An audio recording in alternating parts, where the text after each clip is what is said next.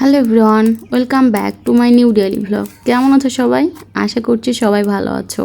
আজকে আমি সকাল সকালই চুলোটা ধরিয়েছি, কারণ আজকে সকালের কোনো রকম খাবার ছিল না। তো ভাবলাম কালকের কিছু মাংসের তরকারি থেকে গিয়েছিল, তো ওগুলা কি করব। তো ভাবলাম ওগুলা দিয়ে রুটি দিয়ে খেতে কিন্তু খারাপ লাগবে না, খুব ভালো লাগবে। তো এই জন্য সকাল সকাল আমি রুটি বানাতে বসে গিয়েছি।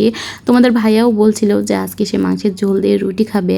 একটা অদ্ভুত ব্যাপার কি জানো তো, আমি যখনই রুটির ভিডিও করি আমার রুটি কিন্তু ফোলে না, কিন্তু আজকে দেখো আজকে ভিডিও করছি তবুও কিন্তু আমার রুটিটা কি সুন্দরভাবে ফুলে গেল। মানে কোনো সময় এটা আমার হয় না জানো তো, এই জন্য খুব রাগ হয়ে, জন্য আমি মাঝে মধ্যে রুটির ভিডিও করিই না। যে যখন আমি ভিডিও করি তখনই দেখা যায় যে রুটি ফোলে না। তো যাই হোক, এই যে দেখো এগুলা হচ্ছে আমার কালকের মাংসের তরকারি। তো এই তো মাংসের তরকারিটা জাল দিয়ে তাদেরকে আমি খেতে দিয়ে এখন আমি আমার দুপুরের জন্য রান্না বসিয়ে দিলাম। ভাবলাম যে চুলা যখন ধরিয়েছি তখন আর বন্ধ করব না, একেবারে রান্না করেই আমি রুমে যাব।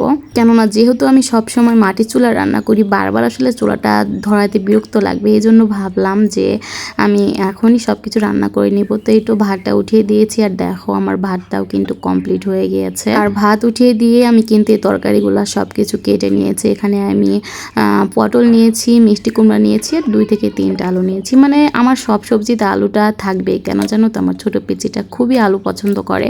ও তরকারি রান্না করলে ও যে খেতে বসলে শুধু আলু চাইবে, এই জন্য আমি সব তরকারিতে আলুটা মিক্সড করি। তো আজকে আমি সবজিগুলা দিয়ে এই তেলাপিয়ার মাছের বাচ্চাগুলো রান্না করব। আর আমার কাছে তেলাপিয়া মাছ খেতে অনেক বেশি ভালো লাগে। তো এই তো মাছটা খুব সুন্দরভাবে মাখিয়ে নিয়ে এখন আমি এটা ভেজে নেব। আর তোমরা সবসময় যেটা আমাকে বলো যে আমি তেল গরম হওয়ার আগে কেন মাছ দিই, তো সেটার উত্তর কিন্তু আমি তোমাদেরকে এর আগের ভিডিওতে দিয়ে দিয়েছি, কারণ আমি গরম তেলে মাছ দিতে পারি না। তবে ইনশাল্লাহ এটাও একদিন শিখে নিব। তো এই তো আমার মাছ ভাজা কমপ্লিট হয়ে গেছে, খুব সুন্দরভাবে মাছগুলা ভেজে নিলাম।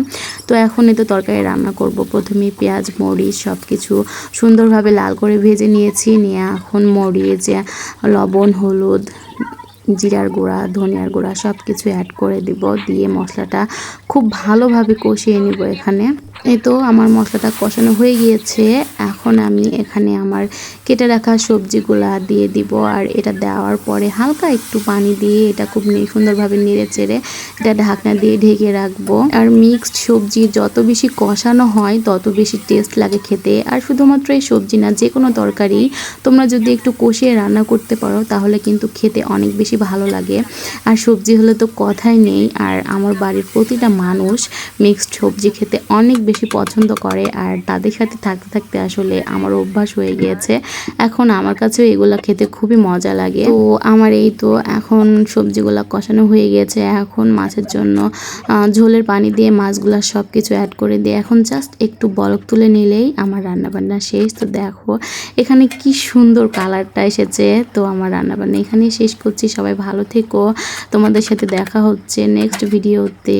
সো আল্লাহ হাফেজ।